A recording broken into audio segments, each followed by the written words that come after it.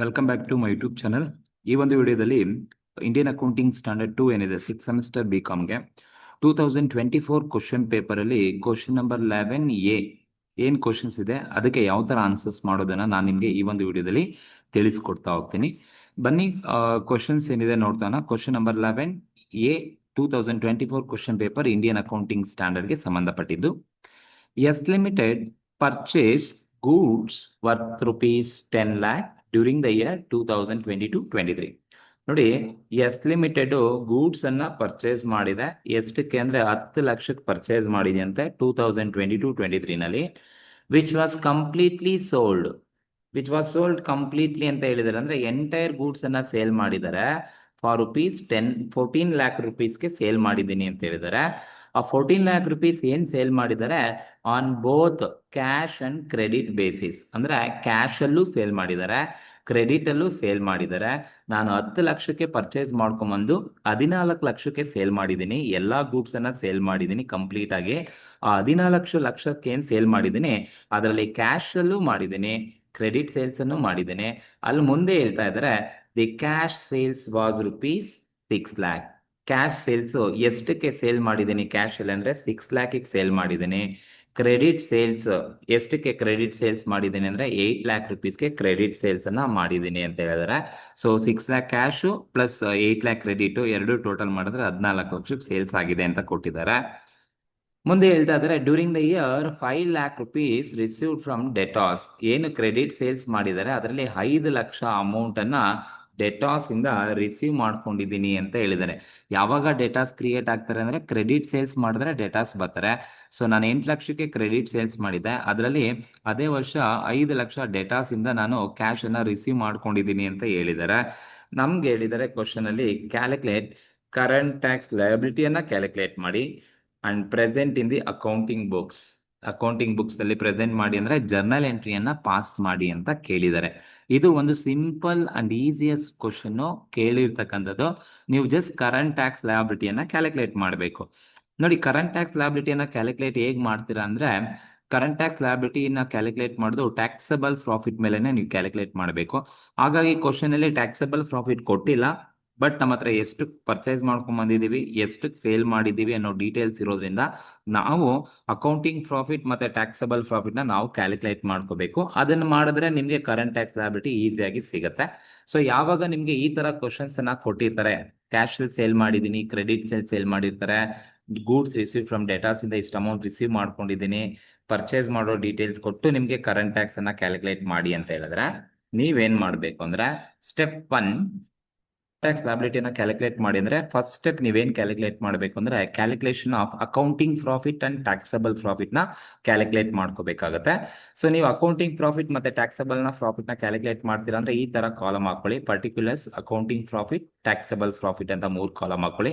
First ನೀವು accounting profit ಮತ್ತೆ taxable profit ನ ಕ್ಯಾಲ್ಕುಲೇಟ್ ಮಾಡ್ತಾ ಇದ್ರೆ ಅಂದ್ರೆ ಫಸ್ಟ್ ನೀವೇನ್ ತಗೋಬೇಕಪ್ಪ ಅಂತ ಹೇಳಿದ್ರೆ ರೆವಿನ್ಯೂ ಫ್ರಮ್ ಸೇಲ್ಸ್ ಅನ್ನ ತಗೋಬೇಕು. ಅಂದ್ರೆ ಸೇಲ್ಸ್ ಇಂದ ಏನೆಲ್ಲ ರೆವಿನ್ಯೂ ಬಂದಿರುತ್ತೆ ಅದನ್ನ ನೀವು ಫಸ್ಟ್ ತಗೋಬೇಕಾದ್ರೆ 1 by 1 ತಗೊಳ್ಳಿ. ಫಸ್ಟ್ ನನಗೆ ಸೇಲ್ಸ್ 2 ತರ ಇದೆ, ಒಂದು ಕ್ಯಾಶ್ ಇದೆ, ಇನ್ನೊಂದು ಕ್ರೆಡಿಟ್ ಇದೆ. ಹಾಗಾಗಿ ನಾನು ಸೇಲ್ಸ್ ತಗೋಬೇಕು ಅಂದ್ರೆ ರೆವಿನ್ಯೂ ಫ್ರಮ್ ಸೇಲ್ಸ್ ಅಂದ್ರೆ ಇನ್ಕಮ್ ಫ್ರಮ್ ಸೇಲ್ಸ್ ಇಂದ ತಗೊಳ್ತಾ ಇದ್ದಾರೆ ಅಂದ್ರೆ ಫಸ್ಟ್ ನೀವೇನ್ ಮಾಡಿ ಅಂದ್ರೆ ಕ್ಯಾಶ್ ಸೇಲ್ಸ್ ಅನ್ನ ತಗೋಬೇಕು. ಕ್ಯಾಶ್ ಸೇಲ್ಸ್ ಎಷ್ಟಕ್ಕೆ ಕ್ಯಾಶ್ ಸೇಲ್ಸ್ ಮಾಡಿದ್ದಾರೆ ಅಂದ್ರೆ 6 ಲಕ್ಷಕ್ಕೆ ಕ್ಯಾಶ್ ಸೇಲ್ಸ್ ಆಗಿದೆ ಅಂತ ಕ್ವಶನ್ ಅಲ್ಲಿ ಹೇಳಿದ್ದಾರೆ. 6 lakh ರುಪೀಸ್ಗೆ ಸೇಲ್ಸ್ ಮಾಡಿದ್ದೀನಿ ಅಂತ ಹೇಳಿದ್ದಾರೆ. ಸೊ ಹಾಗಾಗಿ ಕ್ಯಾಶ್ ಸೇಲ್ಸ್, ನೀವು ಕ್ಯಾಶ್ ಸೇಲ್ಸ್ ಆದ್ರೆ ಅಕೌಂಟಿಂಗ್ ಪ್ರಾಫಿಟ್ ಅಲ್ಲೂ ತಗೊಳ್ಳಿ, ನಿಮ್ಗೆ ಕ್ಯಾಶ್ ಬಂದಿರುತ್ತೆ, ಟ್ಯಾಕ್ಸಬಲ್ ಪ್ರಾಫಿಟ್ ಅಲ್ಲೂ ನೀವು ತಗೋಬೇಕು. ಸೊ ಎರಡು ಕಡೆ 6 lakh ತಗೊಳ್ಳಿ ಎರಡು ಪ್ರಾಫಿಟ್ ಅಲ್ಲೂ. ಎರಡನೇದು ಕ್ರೆಡಿಟ್ ಸೇಲ್ಸ್ ಕೊಟ್ಟಿದ್ದಾರೆ, that is credit sales. Credit sales ಅನ್ನ ಕೊಟ್ಟಿದ್ದಾರೆ ಅಂತ ಹೇಳಿದ್ರೆ ಸೊ ನಮ್ಗೆ ಕ್ಯಾಶ್ ಬಂದಿರೋದಿಲ್ಲ, ಬಟ್ ಗೂಡ್ಸ್ ಸೇಲ್ ಆಗಿರುತ್ತೆ ಅಷ್ಟೇ. ಸೊ ಹಾಗಾಗಿ ನಿಮ್ಗೆ ಕ್ಯಾಶ್ ಬಂದಿರೋದಿಲ್ಲ ಬಟ್ ಕ್ರೆಡಿಟ್ ಸೇಲ್ಸ್ ಆಗಿಲ್ಲ, ಬಟ್ ನಿಮ್ಗೆ ಗೂಡ್ಸ್ ಸೇಲ್ ಆಗಿರುತ್ತೆ ಅಂತ ಹೇಳಿದ್ರೆ ಕ್ರೆಡಿಟ್ ಸೇಲ್ಸ್ 8 ಲಕ್ಷಕ್ಕೆ ಮಾಡೋದು. ನಮ್ಮ ಅಕೌಂಟಿಂಗ್ ಬುಕ್ಸ್ ಪ್ರಕಾರ ನಮ್ಗೆ ಪ್ರಾಫಿಟ್ ಬರುತ್ತೆ, ಸೇಲ್ಸ್ ಆಗಿದೆ ಅಂತ ಅರ್ಥ. ಓಕೆ, ಬಟ್ ಕ್ಯಾಶ್ ಬಂದಿರೋದಿಲ್ಲ, ಹಾಗಾಗಿ ನಾನು ಅಕೌಂಟಿಂಗ್ ಪ್ರಾಫಿಟ್ ಅಲ್ಲಿ ಮಾತ್ರ ತಗೋಬೇಕು. ಟ್ಯಾಕ್ಸಬಲ್ ಪ್ರಾಫಿಟ್ ಅಲ್ಲಿ ನೀವು ತಗೊಳಕ್ಕೆ ಹೋಗ್ಬಾರ್ದು, ಯಾಕೆಂದ್ರೆ ನನ್ಗದು ಕ್ಯಾಶ್ ಬಂದಿರೋದಿಲ್ಲ, ಕ್ರೆಡಿಟ್ ಅಲ್ಲಿ ಸೇಲ್ ಮಾಡಿರ್ತೀನಿ ಅಷ್ಟೇ. ಮೂರನೇದು ನೀವೇನ್ ಮಾಡ್ಬೇಕಪ್ಪ ಅಂದ್ರೆ ಥರ್ಡ್ ಒನ್ ಬಂದು ಇನ್ನ ಯಾವ್ದು ಬ್ಯಾಲೆನ್ಸ್ ಇದೆ ಅಂತ ಹೇಳಿದ್ರೆ cash received from debtors. Received from debtors, cash receive from debtors ಅಂತ ಅವ್ರು ಹೇಳಿದ್ದಾರೆ. ಸೊ ನೋಡಿ, during the year cash receive from debtors ಇಂದ ನಾನು ಕ್ಯಾಶ್ ನ ರಿಸೀವ್ ಮಾಡ್ಕೊಳ್ತಾ ಇದ್ದೀನಿ ಅಂತ ಹೇಳಿದ್ದಾರೆ 5 ಲಕ್ಷನ.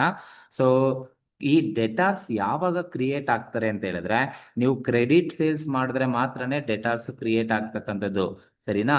ಸೊ ನಾವು ಕ್ರೆಡಿಟ್ ಸೇಲ್ಸ್ ಮಾಡಿದೀವಿ 8 ಲಕ್ಷಕ್ಕೆ. ಸೊ ಹಾಗಾಗಿ ನಾನು ಕ್ರೆಡಿಟ್ ಸೇಲ್ಸ್ ನ ಆಲ್ರೆಡಿ ಅಕೌಂಟಿಂಗ್ ಪ್ರಾಫಿಟ್ ಅಲ್ಲಿ ತಗೊಂಡಿದ್ದೀನಿ, ಟ್ಯಾಕ್ಸಬಲ್ ಪ್ರಾಫಿಟ್ ಅಲ್ಲಿ ತಗೋಬಾರ್ದು. ಬಟ್ ಈಗ ನೀವು ಆ ಕ್ರೆಡಿಟ್ ಸೇಲ್ಸ್ ಡೆಟಾಸ್ ಇಂದ ನೀವು ರಿಸೀವ್ ಮಾಡ್ಕೊಳ್ತಾ ಇದ್ದೀರಾ ಅಂತ ಹೇಳಿದ್ರೆ, ನೀವು ಅಕೌಂಟಿಂಗ್ ಪ್ರಾಫಿಟ್ ಅಲ್ಲಿ ತಗೊಳಕ್ ಹೋಗ್ಬೇಡಿ. ಆ ಅಮೌಂಟ್ ಅನ್ನ ಟ್ಯಾಕ್ಸಬಲ್ ಪ್ರಾಫಿಟ್ ಅಲ್ಲಿ ನೀವು ತಗೋಬೇಕು. ಯಾಕಂದ್ರೆ ಆಲ್ರೆಡಿ ಕ್ರೆಡಿಟ್ ಸೇಲ್ಸ್ ಅಲ್ಲಿ ಡೆಟಾಸ್ ಎಷ್ಟು ಅಮೌಂಟ್ ಕೊಡ್ತಾ ಇದ್ದಾರೆ ಅನ್ನೋದು ಇನ್ಕ್ಲೂಡ್ ಆಗಿರುತ್ತೆ. ಹಾಗಾಗಿ ನಾನು ಅಲ್ಲಿ ತಗೋಬಾರ್ದು. ಕ್ಯಾಶ್ ಏನಾದ್ರೂ ಡೆಟಾಸ್ ಇಂದ ರಿಸೀವ್ ಮಾಡ್ಕೊಂಡ್ರೆ ಟ್ಯಾಕ್ಸಬಲ್ ಪ್ರಾಫಿಟ್ ಇಂದನೇ ನೀವು ತಗೋಬೇಕಾಗತ್ತೆ. ಸೊ ಇನ್ಯಾವ್ದಾದ್ರು ಇನ್ಕಮ್ ಇದೆಯಾ ಸೇಲ್ಸ್ ಇಂದ ಬರ್ತಾ ಇರೋದು ಅಂತ ಹೇಳಿದ್ರೆ ಇನ್ಯಾವುದು ಇಲ್ಲ. ನೋಡಿ, ಇವೆಲ್ಲ ಇನ್ಕಮ್ ಕ್ಯಾಶ್ ಅಲ್ಲಿ ಸೇಲ್ ಮಾಡಿದಿರಾ, ಕ್ರೆಡಿಟ್ ಅಲ್ಲಿ ಸೇಲ್ ಮಾಡಿದಿರಾ, ಡೇಟಾಸ್ ಇಂದ ಕ್ಯಾಶ್ ನ ರಿಸೀವ್ ಮಾಡ್ಕೊಂಡಿದ್ರೆ ಇವೆಲ್ಲ ರೆವಿನ್ಯೂ ಅಂತ ಕರಿತಾ ಹೋಗ್ತೀವಿ. ಈ ಎಲ್ಲಾ ರೆವಿನ್ಯೂ ತಗೊಂಡಾದ್ಮೇಲೆ ಈ ಎಲ್ಲಾ ರೆವಿನ್ಯೂ ನೀವೇನ್ ಮಾಡಿ ಅಂದ್ರೆ ಏನ್ ಲೆಸ್ ಮಾಡ್ಬೇಕಪ್ಪ ಅಂದ್ರೆ ಪರ್ಚೇಸಸ್ ನ ಲೆಸ್ ಮಾಡಬೇಕು. ಅವರು ಎಷ್ಟಕ್ಕೆ ಪರ್ಚೇಸ್ ಮಾಡಿದೀವಿ ಅಂತ ಕ್ವಶನ್ ಅಲ್ಲೇ ಹೇಳಿದ್ದಾರೆ ನೋಡಿ, 10 ಲಕ್ಷಕ್ಕೆ ಪರ್ಚೇಸ್ ಮಾಡಿದ್ದೀನಿ ಅಂತ ಹೇಳಿದ್ದಾರೆ. ಸೊ ಲೆಸ್ ಪರ್ಚೇಸಸ್ ನ ನೀವು ಲೆಸ್ ಮಾಡಬೇಕು, 10 lac rupees purchase. Taxable profit ಅಲ್ಲೂ ಲೆಸ್ ಮಾಡಿ, ಅಕೌಂಟಿಂಗ್ ಪ್ರಾಫಿಟ್ ಅಲ್ಲೂ ನೀವು ಲೆಸ್ ಮಾಡಬೇಕು, 10 ಲ್ಯಾಕ್. ಈಗ ನೀವು ಈ ರೆವಿನ್ಯೂ ಫ್ರಮ್ ಸೇಲ್ಸ್ ಅಲ್ಲಿ ಈ ಪರ್ಚೇಸಸ್ ಅನ್ನ ಲೆಸ್ ಮಾಡಿ, ಈ ಲೆಸ್ ಮಾಡಿದಾಗ ನಿಮಗೆ ಬರ್ತಕ್ಕಂಥದ್ದೇ ಪ್ರಾಫಿಟ್ ಬಿಫೋರ್ ಟ್ಯಾಕ್ಸ್ ಅಂತ ಕರಿತೀವಿ. ಸೊ ಈಗ 6 ಲ್ಯಾಕ್ ಪ್ಲಸ್ 8 ಲ್ಯಾಕ್ 14 ಲ್ಯಾಕ್ ಅಲ್ಲಿ 10 ಲ್ಯಾಕ್ ಹೋದ್ರೆ 4 ಲ್ಯಾಕ್ ನಮ್ಗೆ ಅಕೌಂಟಿಂಗ್ ಪ್ರಾಫಿಟ್ ಸಿಗುತ್ತೆ. ಅದೇ ತರ 6 ಲ್ಯಾಕ್ ಪ್ಲಸ್ 5 ಲ್ಯಾಕ್ ಬಂದು 11 ಲ್ಯಾಕ್ ಅಲ್ಲಿ 10 ಲ್ಯಾಕ್ ಹೋದ್ರೆ ನಮ್ಗೆ ಟ್ಯಾಕ್ಸಬಲ್ ಪ್ರಾಫಿಟ್ ಬರೋದು 1 ಲ್ಯಾಕ್ ರುಪೀಸ್ ಬರುತ್ತೆ. ಸೊ ಇದು ಸಿಂಪಲ್. ಫಸ್ಟ್ ನೀವು ಅಕೌಂಟಿಂಗ್ ಪ್ರಾಫಿಟ್ ಮತ್ತೆ ಟ್ಯಾಕ್ಸಬಲ್ ಪ್ರಾಫಿಟ್ ಅನ್ನ ನೀವು ಹೀಗೆ ಕ್ಯಾಲ್ಕುಲೇಷನ್ಸ್ ಅನ್ನ ಮಾಡ್ಕೋಬೇಕು. ಸೊ ಈಗ ನೀವು ಏನ್ ಮಾಡಿ, ನಮ್ಗೆ ಏನ್ ಕ್ಯಾಲ್ಕುಲೇಟ್ ಮಾಡೋಕೆ ಹೇಳಿದಾರಪ್ಪ ಅಂತ ಹೇಳಿದ್ರೆ calculation of current tax liability. Current tax ಲಯಬಿಲಿಟಿನ ನಮ್ಗೆ ಕ್ಯಾಲ್ಕುಲೇಷನ್ಸ್ ಅನ್ನ ಮಾಡ್ಲಿಕ್ಕೆ ಹೇಳಿದ್ದಾರೆ.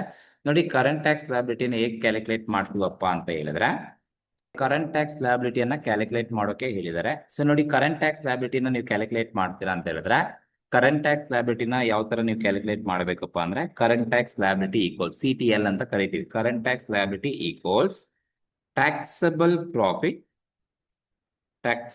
Profit into tax rate.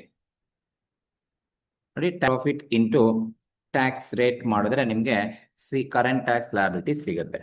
ಈಗ current tax liability equals taxable profit ಎಲ್ಲಿದೆಯಪ್ಪ ಅಂತ ಹೇಳಿದ್ರೆ, ನಾವೇ ಕ್ಯಾಲ್ಕುಲೇಟ್ ಮಾಡಿದ್ವಿ, ನಮಗೆ ಟ್ಯಾಕ್ಸಬಲ್ ಪ್ರಾಫಿಟ್ 1 ಲ್ಯಾಕ್ ರುಪೀಸ್ ಬಂದಿದೆ. So 1 lakh rupees into tax rate. Question ಅಲ್ಲಿ ಎಲ್ಲಾದ್ರೂ ಕೊಟ್ಟಿದ್ರೆ ಅದೇ ತಗೊಳ್ಳಿ. ಕ್ವಶನ್ ಅಲ್ಲಿ ಎಲ್ಲೂ ಟ್ಯಾಕ್ಸ್ ರೇಟ್ ಕೊಟ್ಟಿಲ್ಲ ಅಂದ್ರೆ ಟ್ಯಾಕ್ಸ್ ರೇಟ್ ಬಂದು 30% ಇರುತ್ತೆ. ಸೊ ಈಗ ನೀವು ಈ 1 ಲ್ಯಾಕ್ ಮೇಲೆ 30% ಅನ್ನ ಮಾಡಿ. ಸೊ ನಿಮ್ಗೆ ಕರೆಂಟ್ ಟ್ಯಾಕ್ಸ್ ಲಯಬಿಲಿಟಿ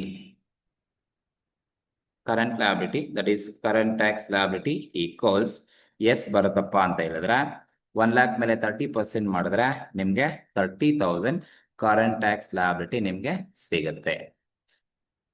ಸೊ ಇದು ನಿಮ್ಮ current liability answer. Current tax liability ಅಂದ್ರೆ ಹೀಗೆ ಮಾಡಬೇಕು, current taxable profit into tax rate, you will get current tax liability ನಿಮ್ಗೆ ಸಿಗುತ್ತೆ.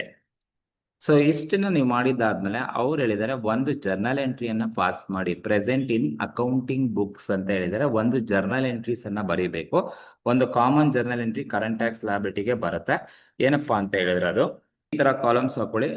ಪ್ರೆಸೆಂಟೇಷನ್ಸ್ ಅನ್ನ ನೀವು ಮಾಡ್ತೀರಾ ಅಂದ್ರೆ ಇದು ಜರ್ನಲ್ ಎಂಟ್ರೀಸ್ ಕಾಮನ್. ಡೇಟ್ ಅವ್ರು ಕೊಟ್ಟಿರ್ತಾರೆ ಕ್ವಶನ್ ಅಲ್ಲಿ, ಯಾವ ವರ್ಷ ಬಿಸ್ನೆಸ್ ಟ್ರಾನ್ಸಾಕ್ಷನ್ ಆಗಿರೋದು 22-23 ಅಂತ ಹೇಳಿದ್ದಾರೆ. ಹಾಗಾಗಿ ನಾನು ಡೇಟ್ 22-23 ಹಾಕೊಂಡಿದ್ದೀನಿ.